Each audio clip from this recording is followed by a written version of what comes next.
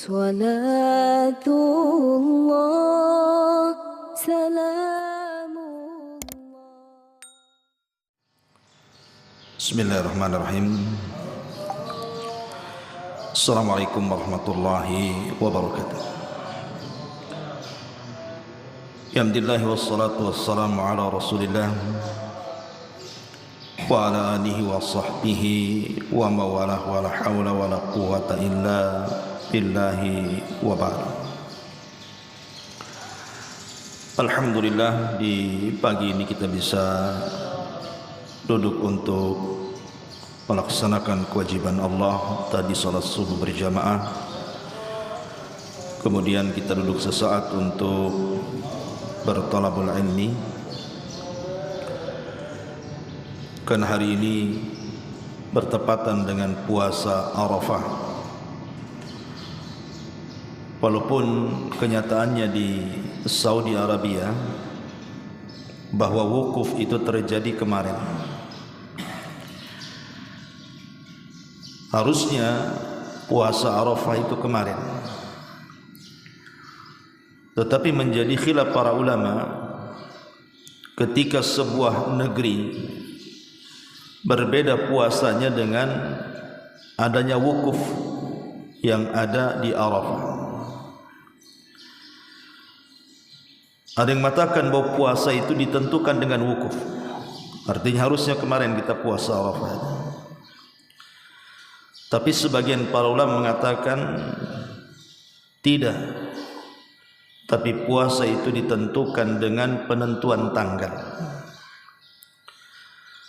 Karena pemerintah kita menentukan tanggal bahwa puasa Arafah jatuh pada tanggal 9 Dzulhijjah, dan memang tanggal 9 itu hari ini, maka kita mengikuti instruksi pemerintah bahwa kita puasa ikut pemerintah berdasarkan sabda Nabi sallallahu alaihi wasallam, saumukum yaumu tasumun nas wa fitrukum yauma yuftirun nas. Saumukum yauma yasumun nas wa fitrukum yauma yuftirun nas. Puasa kalian itu ketika pemerintah berpuasa, dan fitrinya kalian juga tatkala pemerintah mengadakan Idul Fitri. Dari hadis ini para ulama menganjurkan bahwa hendaklah kita ini mengikuti kebijakan pemerintah untuk menyedikitkan khilaf perselisihan. Ma'asyiral muslimin yang dimuliakan Allah Azza wa Jalla, tapi yang ingin saya jelaskan pagi ini tentang keutamaan puasa Arafah dan keutamaan hari Arafah itu sendiri. Yang pertama, bahwa hari Arafah ini termasuk afdalu ayyam, seutama-utama hari dalam satu tahun itu. Ada yang disebut dengan hari-hari terbaik di dunia, 10 awal bulan Dzulhijjah. Lah dari 10 awal bulan Dzulhijjah ini, ada yang mengatakan bahwa hari Arafah itu adalah paling afdalnya, dan juga hari nahar setelahnya. Kapan? Besok, Idul Adha. Nabi SAW mengatakan afdalul ayyam yauma Arafah, afdalul ayyami yaumu Arafah. Seutama-utama hari adalah hari Arafah. Ini yang pertama. Ma'asyiral muslimin yang dimuliakan Allah Subhanahu wa taala. Kemudian yang kedua, hari Arafah adalah hari di mana Allah menyempurnakan agama Islam. Jadi turunnya surah Al-Maidah ayat 3 itu, al-yauma akmaltu lakum dinakum wa atmamtu alaikum ni'mati wa raditu lakumul Islam madina. Pada hari ini kusempurnakan agama kalian, kusempurnakan nikmatku untuk kalian, dan aku redha Islam sebagai agama kalian, ayat ini turun di hari Arafah. Dan ayat ini hadiah dari Allah Subhanahu wa taala untuk kita. Karena tidak ada agama yang lebih sempurna melebihi Islam. Makanya wajar dalam sebuah riwayat yang dikeluarkan Imam Bukhari, ketika seorang Yahudi datang kepada Umar bin Khattab radhiyallahu anhu dan mengatakan, innakum taqra'una ayatan law nazalat fina ma'syaral yahud latakhadnaha 'idan. Wahai Umar, kata Yahudi, sesungguhnya kalian membaca satu ayat dalam kitab kalian yang kalau seandainya ayat itu turun bagi kami bangsa Yahudi, tentu kami akan jadikan turunnya ayat itu sebagai hari raya kami. Maka Umar bin Khattab radhiyallahu anhu mengatakan, inni la a'lamu haitsu unzilat wa aina unzilat wa aina kana Rasulullah sallallahu alaihi wasallam al-yawma unzilat. Kemudian Umar mengatakan, demi Allah aku tahu kapan ayat itu diturunkan, di mana ayat itu diturunkan, dan kenapa ayat itu diturunkan kepada Nabi sallallahu alaihi wasallam. Kemudian Umar mengatakan, ayat itu diturunkan yauma Arafah, hari Arafah. Kemudian Umar bin Khattab radhiyallahu mengatakan, dan aku tahu harinya, hari Jumat di bulan Dzulhijjah. Artinya bahwa kesempurnaan Islam dengan turunnya surah Al-Maidah ayat 3 ini menjadikan kebanggaan orang-orang Yahudi kalau seandainya ayat ini turun kepada mereka. Anehnya, harusnya kita sebagai orang Islam lebih bangga dibandingkan orang-orang Yahudi, karena ayat itu turun kepada kita. Tapi betapa banyak orang-orang yang kemudian masih tidak yakin atau kurang yakin bahwa Islam itu agama sempurna, sehingga masih dibutuhkan penambahan ataupun pengurangan. Sesuatu yang sudah sempurna itu tidak bisa ditambah, apalagi dikurang. Namanya sempurna. Maka cukup dengan apa yang ada pada agama Islam ini, maka itu sudah menyempurnakan ataupun mengatakan bahwa Islam itu din, agama yang sempurna. Ini yang kedua. Yang ketiga, bahwa hari Arafah juga adalah bagian daripada hari Id. Jadi hari Id itu bukan Idul Adha saja. Bahwa Id itu kalau di bulan Dzulhijjah itu ada 3. Pertama hari Arafah, yang kedua Yaumun Nahar, hari penyembelihan, yang ketiga Ayyamut Tasyrik, hari tasyrik, tanggal 11, 12 dan 13. Jadi hari Arafah bagian daripada hari Id. Sebagaimana hadis Nabi sallallahu alaihi wasallam, Yaumu Arafah wa Yaumun Nahri wa Ayyamut Tasyrik iduna ahlal Islam wa hiya ayyamu aqlin wa syurbin. Hari Arafah, hari Idul Adha dan hari-hari tasyrik adalah id kita umat Islam. Dan hari tasyrik adalah hari makan dan hari minum. Jadi kita sekarang ini berada di hari raya umat Islam. Kemudian yang keempat, tidaklah syaitan merasa terhina.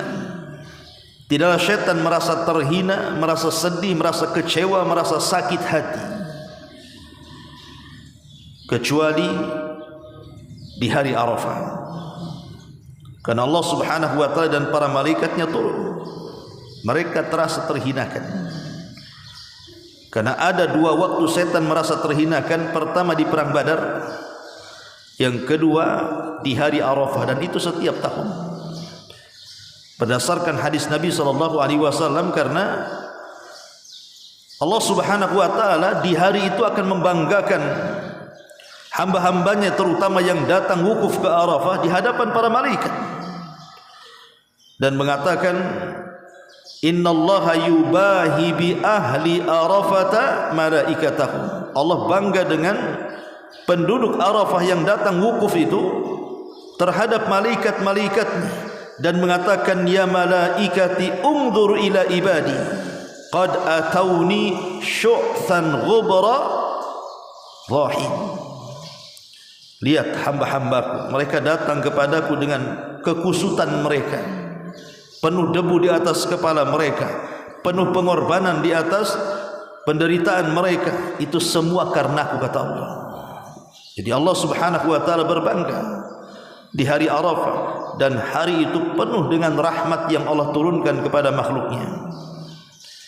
Dan tentunya di antara keutamaan hari Arafah juga ada puasa yang kita sedang menjalaninya, yang disebut dengan puasa Arafah.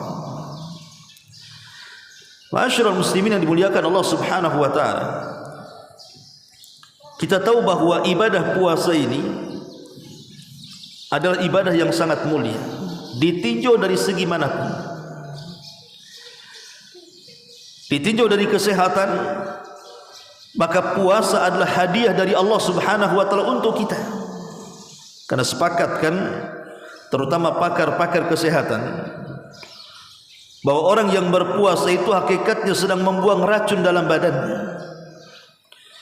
Sehingga kita lihat bahwa orang-orang yang suka berpuasa dengan orang-orang yang suka makan dan minum sesukanya, biasanya orang-orang yang berpuasa itu lebih panjang umurnya dibandingkan orang yang makan segalanya. Ya tentu tidak syak lagi bahwa usia itu ditentukan takdir. Takdir oranglah yang kemudian menentukan usia seseorang. Tapi bagaimanapun ada sebab bahwa kita ini bisa dipanjangkan umurnya. Seperti Nabi SAW mengatakan, man arada an yubsata lahu fi rizqihi wa an yunsa'alahu fi atharihi falyasir rahimahu. Barang siapa yang ingin diluaskan rizkinya, dipanjangkan usianya, silahkan bersilaturahim, kata Rasul. Jadi ada sebab juga gitu ya untuk memperpanjang umur. Lah salah satunya dengan cara berpuasa. Karena puasa ini menyehatkan badan, terutama di hari-hari sekarang, di mana orang-orang itu kan malas bergerak. Rata-rata sekarang ini orang hanya nongkrong saja di depan komputer, duduk. Lebih banyak kerjanya duduk dibandingkan bergerak gitu ya. Maka itu puasa lebih layak bagi mereka, lebih cocok bagi mereka untuk menjaga kesehatan. Karena sekali lagi bahwa ibadah puasa ini adalah ibadah hadiah dari Allah subhanahu wa ta'ala, bahwa tidak ada sia-sia di balik puasa itu. Tidak sebagaimana orang-orang orientalis barat yang mengatakan bahwa puasa ini ibadah main-main, ibadah yang tidak ada gunanya, buat apa lapar-lapar katanya. Mereka menentang fitrah mereka sendiri dan akal mereka sendiri. Ma'asyiral muslimin yang dimuliakan Allah azza wa jalla, belum lagi Nabi SAW mengatakan, man shama yauman fi sabilillah, barang siapa yang berpuasa satu hari saja di jalan Allah subhanahu wa ta'ala, ba'adallahu wajhahu anin nari sab'ina kharifan, maka wajahnya akan dijauhkan dari api neraka sejauh 70 perjalanan atau 70 musim. Itu secara umum puasa ya. Secara khusus puasa Arafah, maka Nabi SAW ditanya tentang pahala puasa Arafah ini. Apa kata Rasul? Yukaffirus sanata allati qablahu wassanata allati ba'dahu. Maka puasa Arafah akan menggugurkan kesalahan tahun sebelumnya dan tahun yang akan datang. Artinya 2 tahun berturut-turut, 1 tahun ke belakang dan 1 tahun ke depan. Ma'asyiral muslimin yang dimuliakan Allah azza wa jalla, ini yang keempat. Yang kelima, bahwa hari Arafah adalah hari dosa-dosa kita akan diampuni, dan hari Allah subhanahu wa ta'ala memerdekakan hamba-hambanya dari api neraka. Disebutkan dalam hadis Aisyah ummul mukminin radhiyallahu anha, ma min yaumin akthar min an yu'tikallahu fihi 'abdan minan nar min yaumi Arafah. Tidak ada hari di mana Allah Subhanahu wa taala lebih banyak memerdekakan hamba-hambanya dari api neraka melebihi hari Arafah. Tidak ada hari-hari yang Allah lebih banyak memerdekakan hamba-hambanya dari api neraka melebihi hari Arafah.